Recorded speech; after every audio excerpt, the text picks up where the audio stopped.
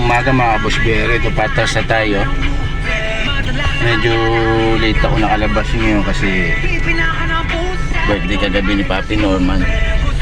Kaya medyo mag-celebrate kami, kaya ito patas pala. Pero pupunta muna ako ng car wash. Doon sa madalas ko pinagka-car-washan para malinis ang loob at labas. Kaya samahan nyo ako sa ngayong araw ng biyahe ko mga Boss Biyero at mga idol.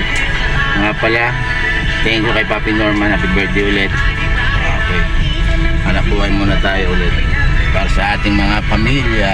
Okay mga Boss Biyero.